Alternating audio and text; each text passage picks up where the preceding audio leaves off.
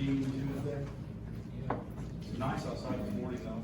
I walked about 3 miles and it was just beautiful. The birds were singing. Temperature was nice.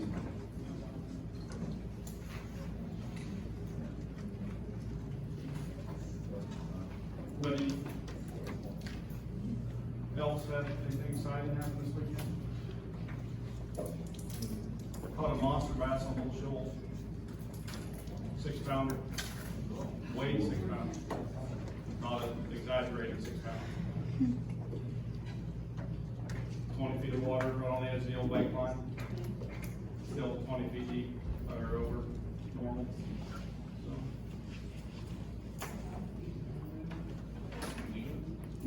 No, I actually turned eating.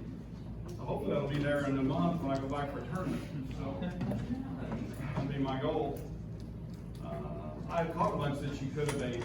I got into some spotted bass, quite similar to that one. I literally had an hour where I caught a fish almost every cast. You don't have those moments in life very often, so I much enjoyed that. Was on a football jig for a while. They quit on it, so I switched to drop shot because they were still there schooling, and it was every cast. Yeah. Most of those were 12 to about 16 inches big. The 12-inch Kentucky on Bull Shoals is considered a keeper and make really nice fillets for fish frying and those types of things.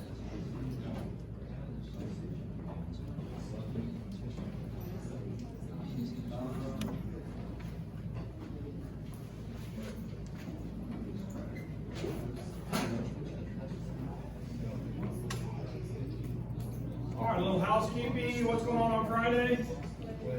Quiz. I opened up chapter 1 for one person because they needed a little extra time. I didn't open it for everybody this time. I did move back chapter 2 a few days. It was due today, but I moved it to Wednesday. I may move it again, just let you know that. We'll see how many people email me. I want you people who work ahead to know something.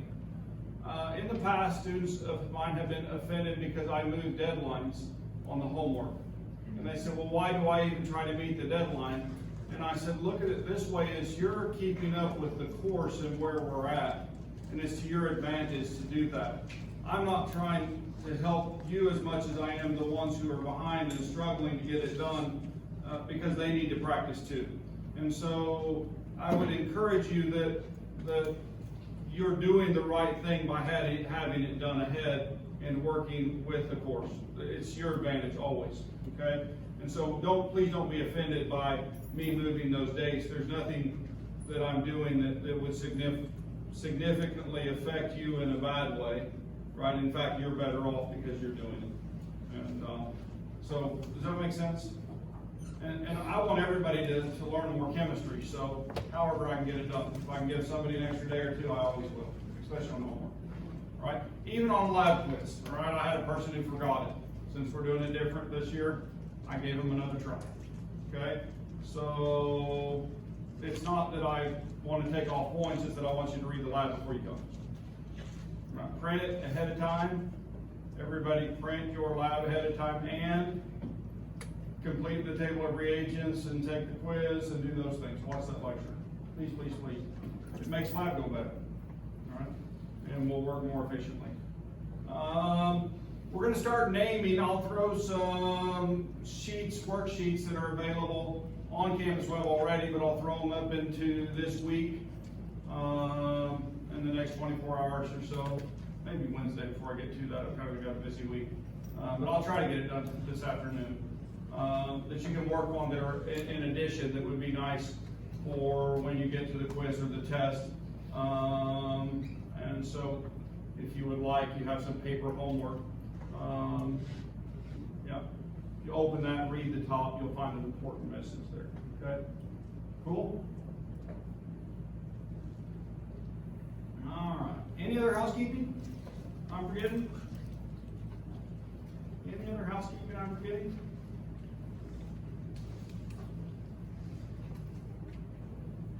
I should address a couple emails I got over the weekend. There's a problem that when you try to substitute the question marks, at least in one version of it on Sapling, it won't allow you to do that.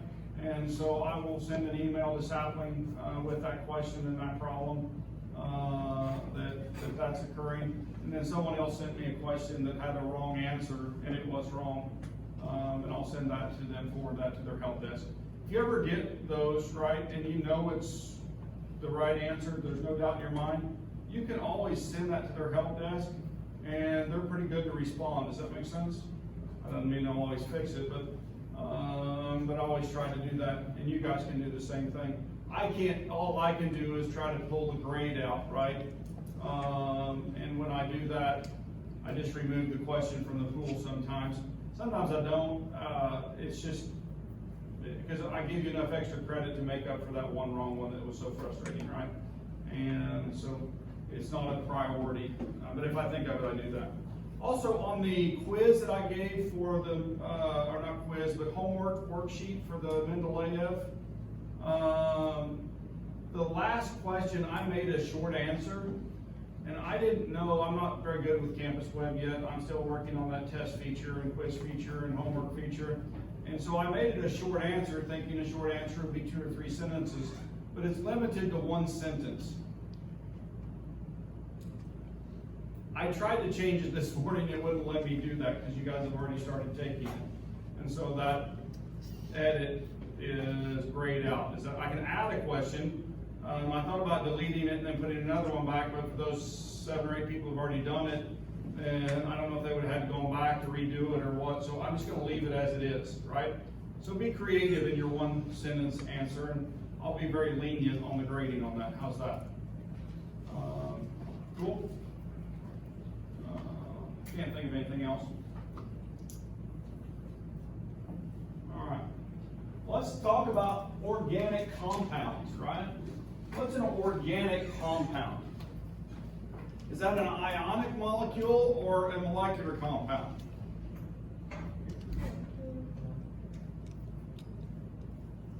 Yeah? Molecular. It's molecular, isn't it? Because when I'm talking about organic, what's the primary atom that we're talking about in an organic molecule?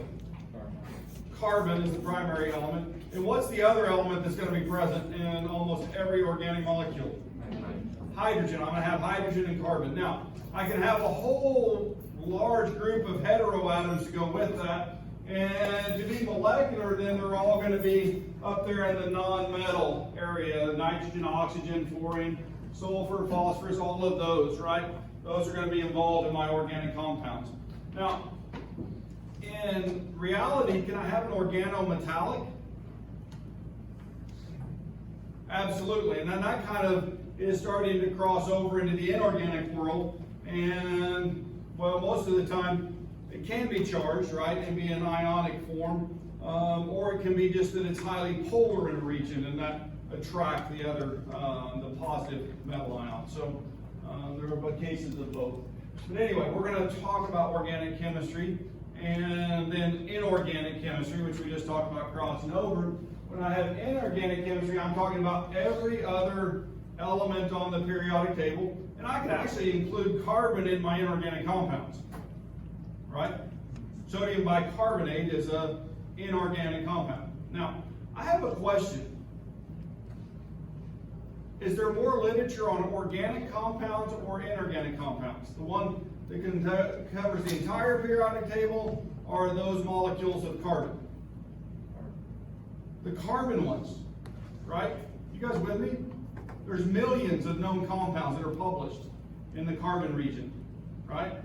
And not nearly that in the inorganic realm. Why is that? There's a couple reasons. There's 2 big reasons. Carbon chemistry is life chemistry, and then carbon also makes chains, right?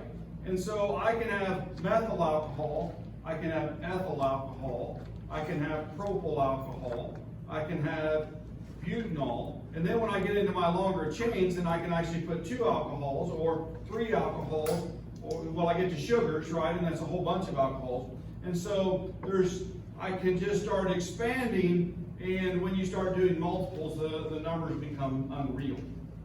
right? And then instead of the alcohol, I put a chlorine there. Instead of a chlorine, I put a bromine there. Instead of a, you with me? Yeah. And so there's all kinds of others. So you should be aware of that. These are some ball and stick structures, some Lewis structures, and some space film models. And if I'm looking at those, these are 3 compounds. You're familiar with all of them, I'm sure. Let's talk about the first one, H2O, right?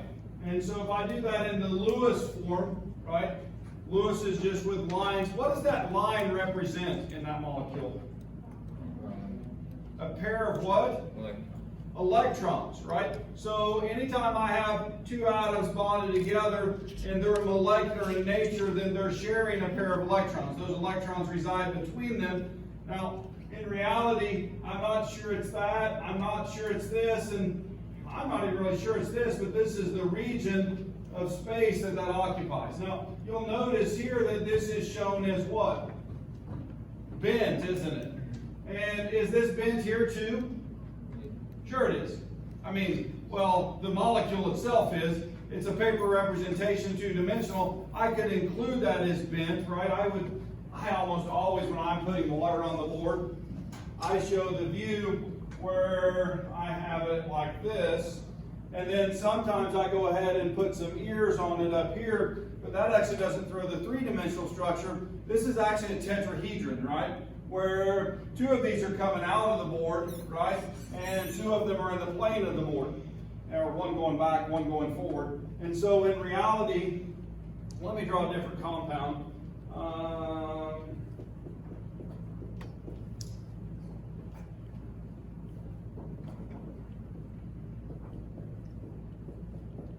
So this is coming out, that's going back, and then those 2 are in the plane of the board. And so it's actually a 3-dimensional structure, isn't it? Well, same with the water. We call it bent. We ignore these lone pairs of electrons up here. Okay? We ignore those and just look at the bent structure. Now, if I'm looking at the next one, then I see a nitrogen, and I notice how many bonds are on it. There's 3 bonds. The oxygen had 2, right? Nitrogen had 3. And that's a space fill down there, ball and stick. And then I move over, look at the carbon right here, right? How many bonds does that carbon make? 4, right? And so if I'm looking 1, 2, 3, 4, can I replace that with a hydrogen right there? And then I'd have methane, that's what I drew on the board over here, right? Or I could add another carbon in that. That's ethyl alcohol right there. A lot of that on campus right now. Hand sanitizer. Oh, come on, let's just go there. A little bit funny. Right. But all of these are molecular and structural formulas, and all of these molecules have common names, and we acknowledge them by their common name. We're going to learn there's actually a nomenclature system for these things, and we'll work on that too. All right, bulk substances are mainly ionic. You guys realize that we can make salt crystals. The empirical formula for a salt crystal of sodium chloride is NaCl, right? And because there's 1 sodium to every chlorine. The structural formula, if I have one that's small, all right, so this would be a very small crystal, I could count the number of sodiums and the number of chlorines and put that with that. But we traditionally don't do that the same as we do in organic molecules. Okay? We just write NaCl or NaI or whatever that may be. We use only the empirical formula. Because I can literally make a sodium chloride crystal the size of a Volkswagen, or bigger even. You guys realize that? And so it would have a different structural formula than one slightly smaller, slightly smaller, slightly smaller, or bigger. Cool? So we leave that out. And so there's some tradition in when we do formulas, depending on whether we're ionic or molecular. Okay, molecular compounds. Now we don't in polymers, right? In polymer, we usually show the polymer unit, and then we put an N because the N represents any number you want it to be. All right. So anyway, Here's just a little practice and things that we're thinking about right now. This is what type of formula? This is an empirical formula for what salt? Aluminum sulfate, right? And so, how many aluminum atoms are present? How many sulfur atoms are present? 3 times 1. How many oxygen atoms are present? 12. 4 times 3, right? Because of the subscript 3 right there multiplies times the subscript on those two. When there's not a subscript present, it's what? 1 in that case, right? So how many total atoms? 17. Okay. It's a nice quiz question, isn't it? How many atoms? All right. Naming binary molecular compounds, all right? So what's binary? 2 things. And generally when I do this, I list the most metallic element first and the least metallic element second. All right? How do I identify that? Where are the most metallic elements at? Well, the metals are definitely metallic, right? So then that means the least metallic elements are going to be up here. And the farther I get away from the metals, guess what? The less metallic I get. You guys good? So if I were to put oxygen and fluorine together, which one would go on the left and which one would go on the right? Oxygen on the left and fluorine would be on the right. Okay? Or if I put nitrogen and fluorine together, what about that one?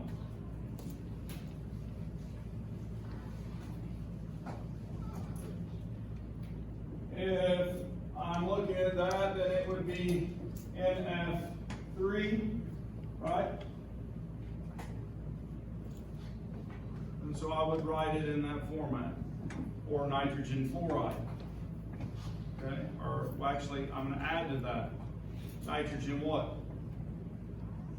Trifluoride. Okay? So mono is 1, di is 2, tri is 3, tetra 4, penta 5, hexa 6, hepta 7, octa 8. I recommend nona 9, deca 10. I memorize at least up through 8. We'll use them all the time. Okay? If you don't know those or have them down, or even 10, you could add nona and deca to that. So 3 prefixes. I mean, and then when you're watching and they got the wrestling on, they say mono and mono, you know it's going to be a one-on-one match, right? Battle, fight. Yeah. All right. Here's some examples, other examples. Here's nitrogen and oxygen. And so nitrogen monoxide. Now I have a question. Why is there no mono in front of the nitrogen? Why is there no mono in front of nitrogen? If the first element is single, we what?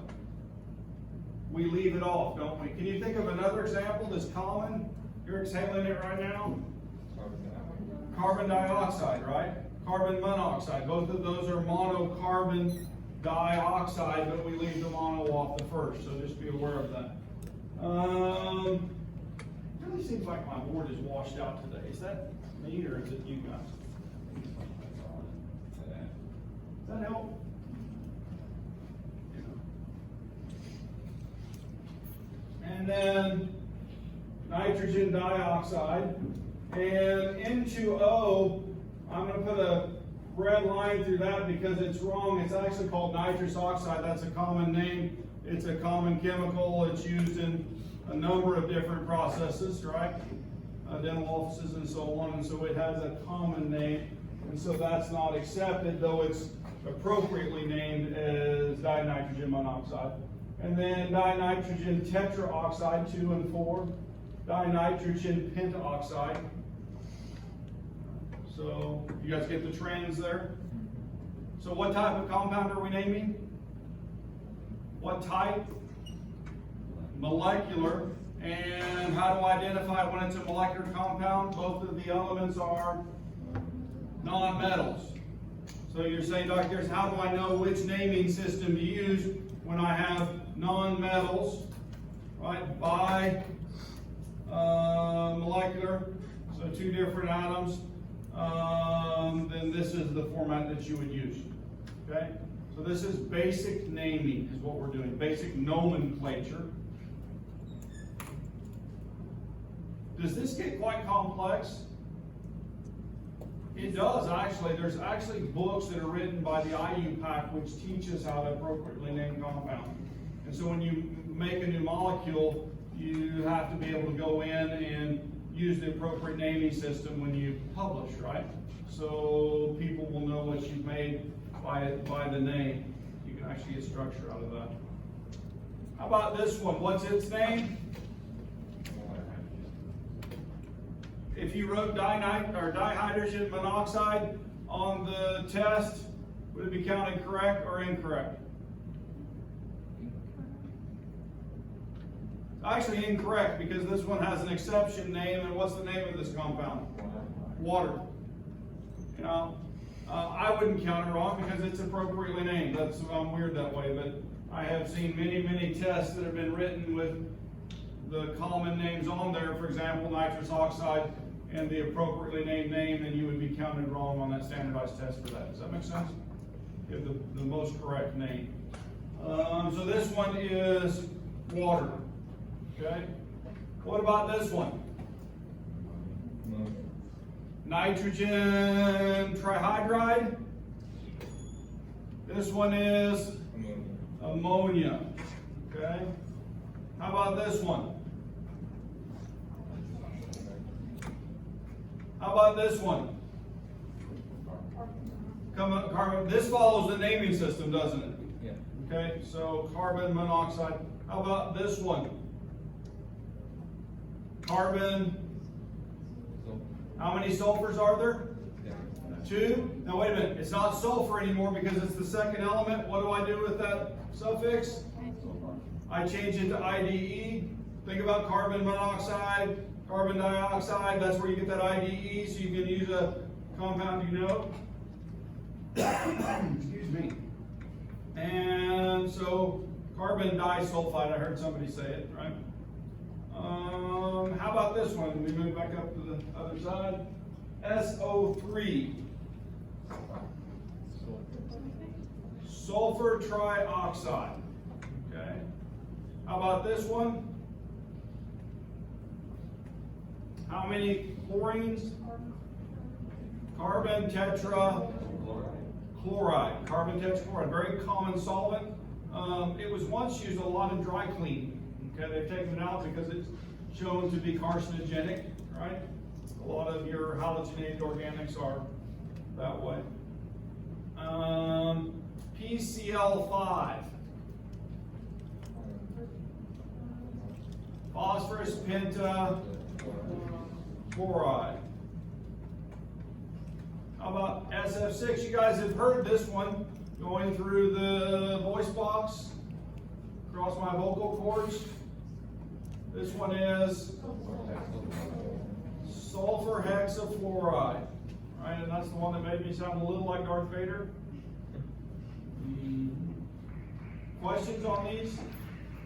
Yep. So in water, hydrogen comes first, it's left most on the table. Right. Why is that different than Ammonia. That's an interesting thing. There are some exceptions to rules, right? And so that, in my mind, is an exception to the rule, because in both cases, those are acting as a molecular compound. And so I believe, in my mind, that this one is wrong or incorrect, but it's the way it's always written, and so you would accept that. Now, what you also should know is that there's an acidic hydrogen, for example, when we make the ammonium ion. And, I'd actually have to look up the Pauling electronegativities on those, and they may actually be very similar. And the hydrogen may actually be a little bit more electronegative. So the more electronegative it is, the more I would have to look. So that's a table value. I might have to correct myself on that. So you'll give me a chance, I'll look at that after class. Okay.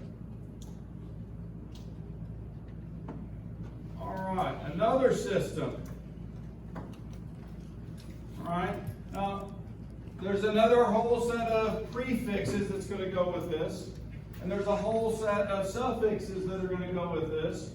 All right, and so let's start with prefixes. Meth is 1. You guys with me? Eth is 2.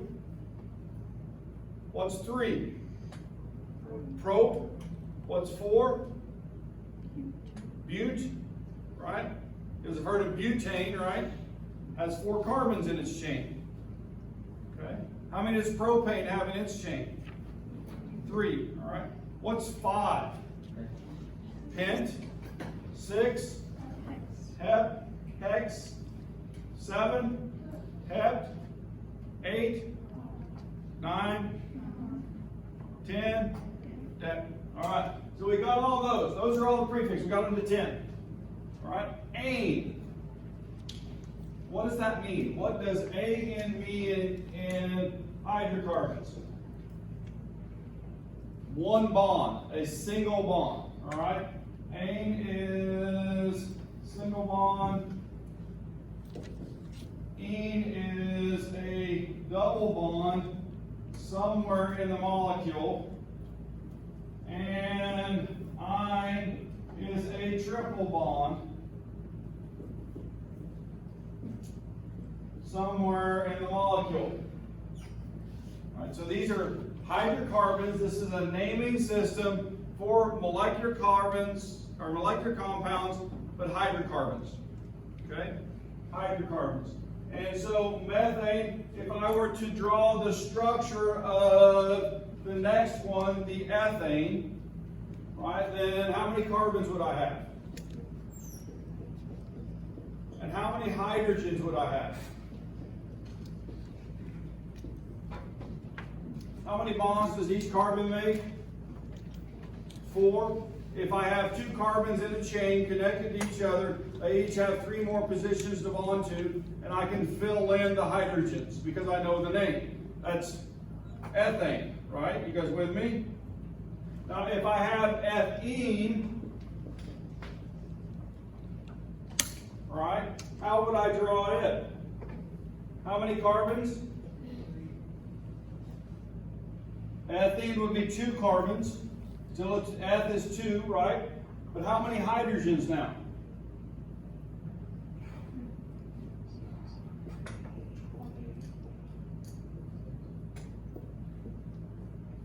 We lost 2 hydrogens, didn't we? Why did we lose 2 hydrogens? Because there's multiple bonds between the carbons. Okay? There's multiple bonds. So this is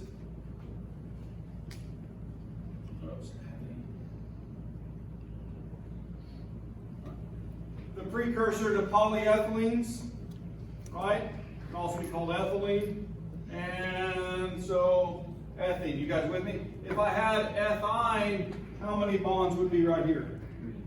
And how many hydrogens would be on each? There would be 1 each, wouldn't there? And so, well, if I have propane, right, then that one's easy. It's 3 carbons. And we can put the hydrogens on that. We can start building structure from the name. That's why we learn the naming systems. Okay? So I'm going to put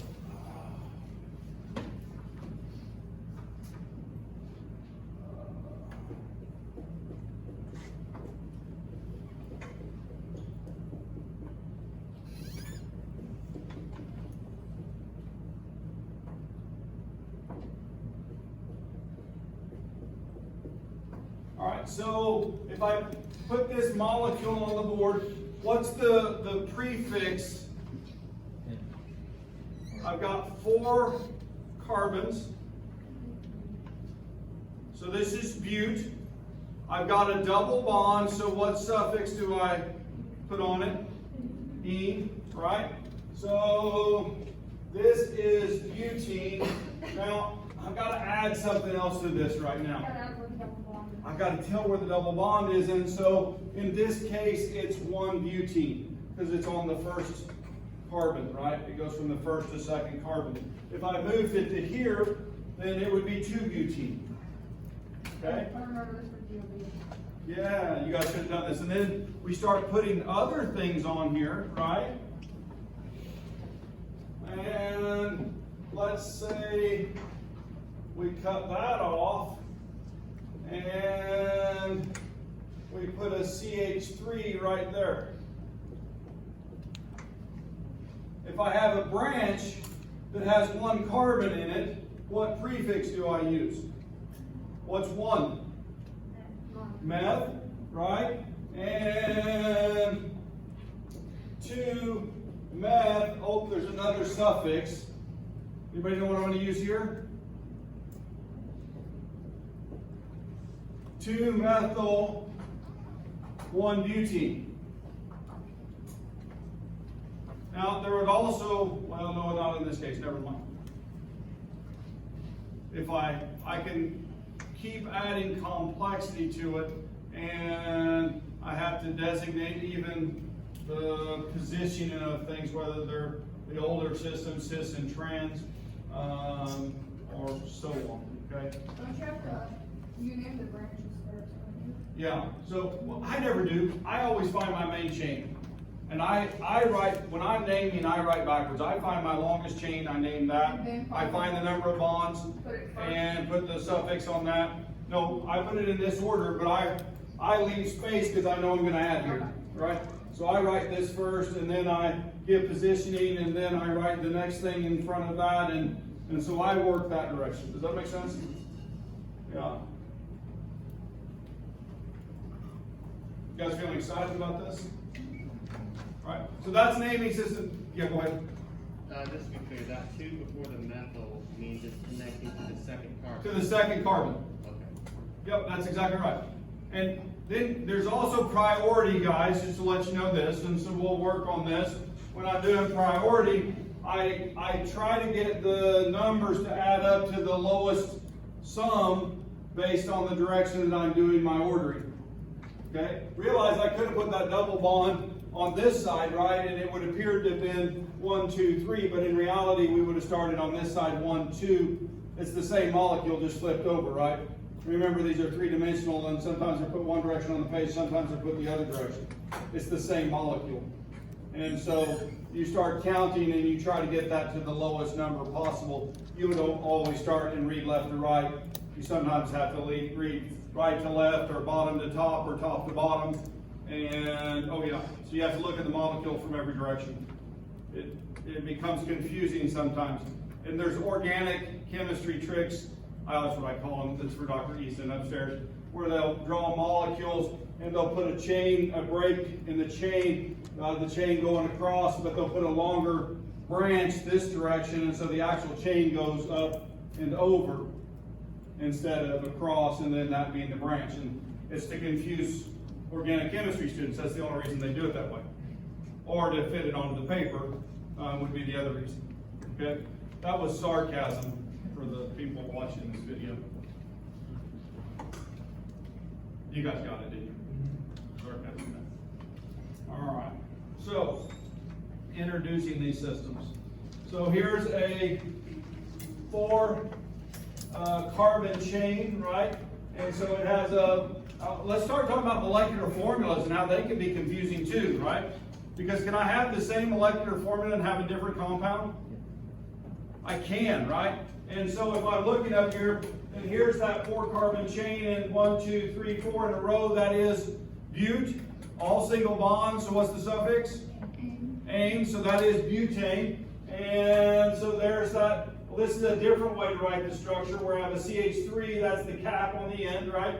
That's the cap right there. And then in this molecule, there's 2 CH2s.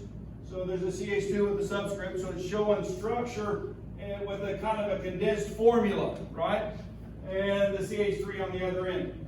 And so if I go down here, then I have 1, 2, 3, or I could go 1, 2, 3, or 1, 2, 3. Notice I counted from every direction. It's the same from every direction. So I know that my longest chain is what? What's my longest chain? Nope, 3. from terminal to, or beginning to the terminal end, it's 3 carbons, so what's the prefix? How many single bonds? All of them are single, so what's the suffix? Propane. So I named the end part of the name first, right? Did you guys catch that? So I found that it is propane, and then there's a substitution. So how long is a branch? How long is the branch? 1, and so what's the name for 1 branch? Meth, and what's the suffix? YL, and so methyl propane. Now, why isn't there a number in front of this one? Is there more than one place to put the methyl group? No, the only place you can put it is in the middle carbon, because if I put it on the end, what would I have? I'd have butane. You guys with me? So the 1 is, or the 2 is dropped off of that, just to let you know that.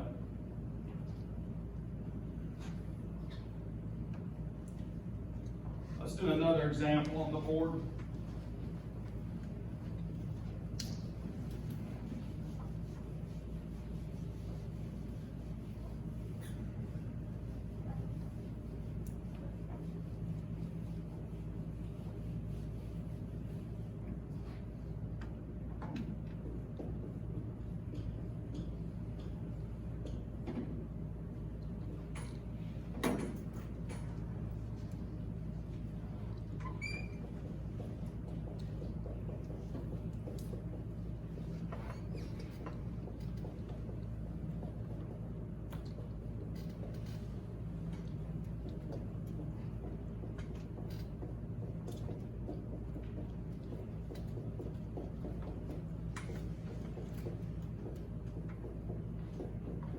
For you guys who think this is difficult, all I'm doing is looking at each carbon and I'm making sure as I'm building this compound that every carbon has how many bonds? 4 bonds. And if there's not a carbon attached there, then what's it going to be? A hydrogen. We're just dealing with hydrocarbons right now. Now later on we'll substitute in alcohol groups and carboxylic acids and all kinds of other functional groups. But right now we're being very basic in what we're doing, and we're learning that basic naming. And so what's my longest chain here? 7. 1, 2, 3, 4, 5, 6, 7. I need to also check here, right? 1, 2, 3, 4, 5, 6, 7. Still 7. Okay? Still 7. So how many is 7? Hep. And all single bonds, so ane, right? Now there's something else I need to put on here. What is that? I have 2 carbons here. What's the prefix for 2? Eth. And what suffix? YL, ethyl. And where is that on the carbon chain? Which carbon? 1, 2, 3, or 1, 2, 3, either way it's at the same place, so 3-ethyl heptane. Is it okay to dash between capital and It's some people commonly do that. I usually, if there's not a number there, I very often leave that out, but if there's numbers, then I divide with dashes. Does that make sense? Or commas, if there's multiple numbers. Even if, like, we were used to doing I would continue doing it if that's what you're used to. Do what? The carbon in the chain, are you missing a bond on that? Yeah. Where? It's The supposed to third be carbon. another. Oh, did I not get one? Oh, look at you guys. Seeing if you were paying attention, how many does that have on it? 4. It only had 3, didn't it? Oh, I got so excited about going up, I forgot to go back down. Right? I was probably out of breath by the time I got to the top. Yeah. So, I missed a point, didn't I? My organic chemistry test got me right there. I have a question. Yeah. What if you took off the top methane on top of the, how would that change the name of it? So you're saying if I took this off? Yeah, and then it replaced it with the hydrogen. How would that change the name?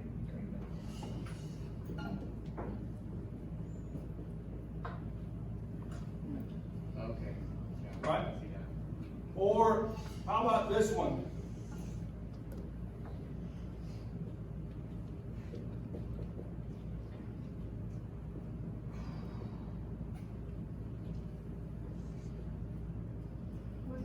a different direction if we change the entire thing. Yeah, that makes sense.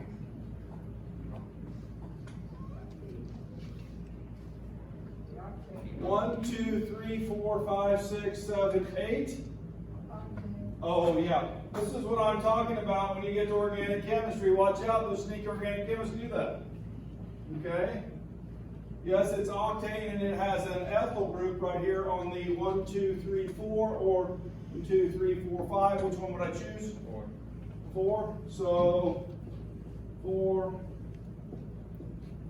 ethyl octane. Dr. Bro, a lot of times, would have us, it helped us a lot, would us actually circle the main chain in like a red Right. color. So what she's saying to do is to find your main chain and circle that, and then you have your separate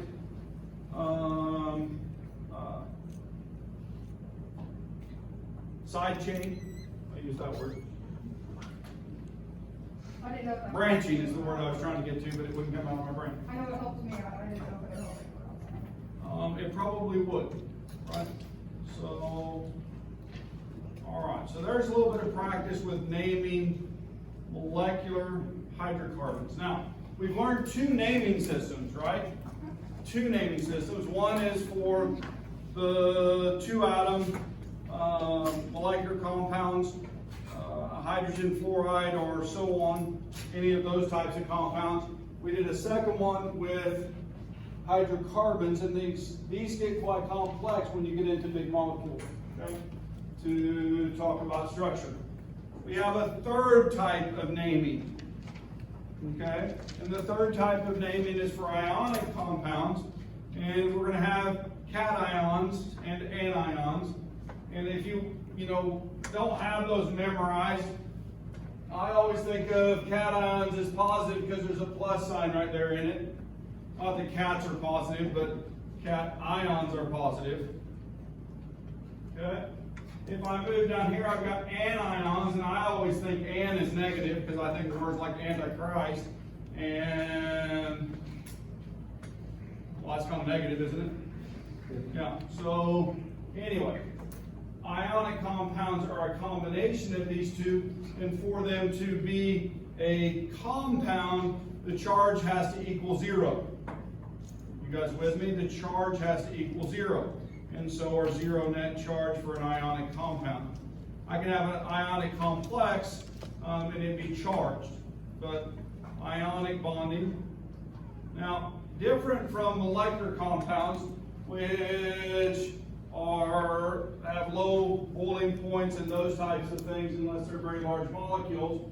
Ionic bonds are, well, non-volatile, high melting points that the solids don't conduct electricity, but if I melt them to the liquid phase, then they're great conductors. Or if I put them in water and I create ions out of them, they conduct well. And most of them, or many of them, are soluble in water because of the polar nature of water supports those ions. Why is the liquid state conductive like the solid is? Because the charge can move through the liquid. Okay.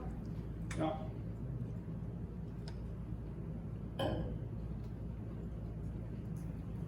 All right, ionic bonds. Here's an example of an ion formation. And so we're looking at, well, let's go back to something we talked about earlier. If I just pull chlorine down off of the board up there and I write Cl on the board, now I'm going to acknowledge that at room temperature and pressure, that Cl sitting there by itself would not be a common thing to find. Okay? A nascent Cl really wants an electron, and it's really going to go after it. And in fact, if I have just pure chlorine around, then to help satisfy its hunger for electrons, then it will bond to another Cl and make Cl2. Okay, you guys with me? And so when I have Cl in this form, then I look at the periodic table and I can tell you that there would be 17 electrons present for each one of those. Right, you guys with me? 17 electrons present for each one of those. How many electrons total does Cl want? It wants to have a valence shell like the noble gases. It wants 18. Okay, each of those 118. And so it's going to take 2 electrons, 1 for each of these, to break that bond. You guys with me? All right. Now, what this is showing is that when I have that, right, 17 electrons, 17 protons, that it will get one from something else to get to 18. And so that sodium comes along, and here's our sodium over here. And how many valence, or how many total electrons does sodium have? It has 11, right? But how many does it want? It wants to be like neon. It wants to be noble. It wants 10, right? So it has 1 to give away.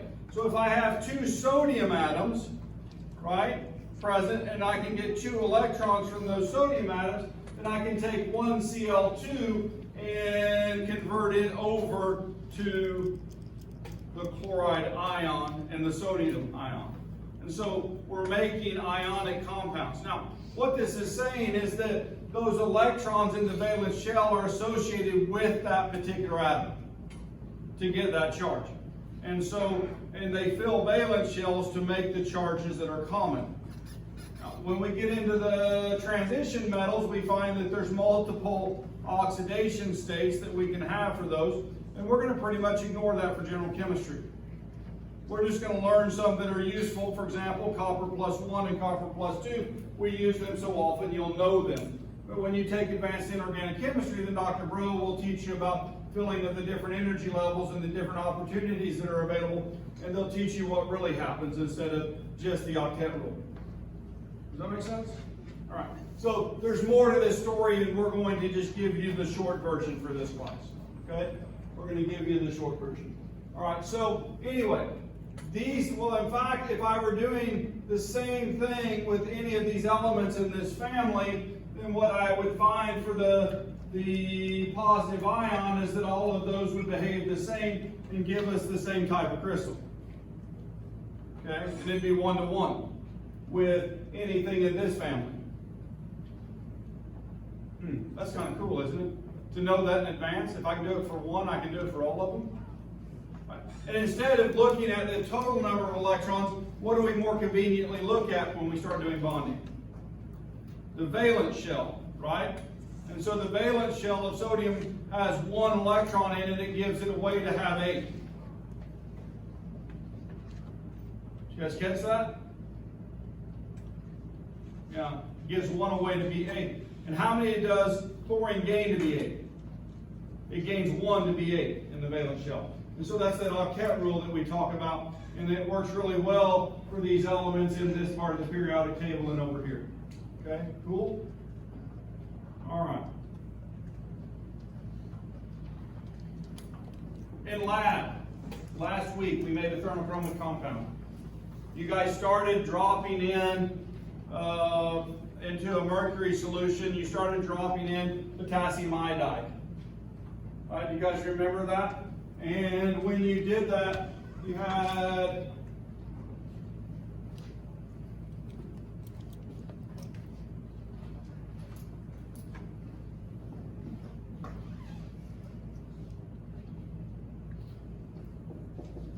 Hg plus 2I minus, and what does this yield? There's a 2 charge there, there's a minus 1. It's Hg2.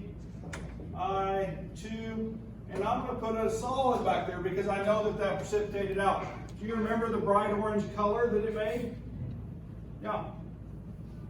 You guys remember that? Yeah. And then what's really interesting was you took that complex. Now, you never changed beakers, right? You just had it in the same beaker, but you added 2 more I minuses with potassium iodide, and you ended up with Hgi4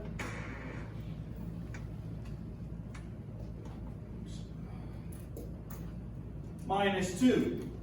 Now, do you remember this was a solid? What was this? It was dissolved, wasn't it?